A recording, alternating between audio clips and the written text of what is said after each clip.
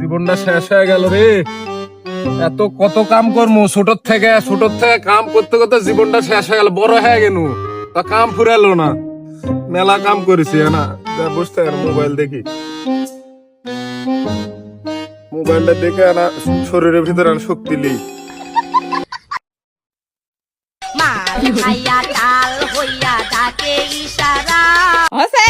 Mobile দেখায় V ভাঙা বাদ দে, মোবাইল দেখাছে সারা জীবন মোবাইল দেখতে দেখতে ইয়া কর, মোবাইল বাদ দে, টিপা দিয়া ভি ভাঙ।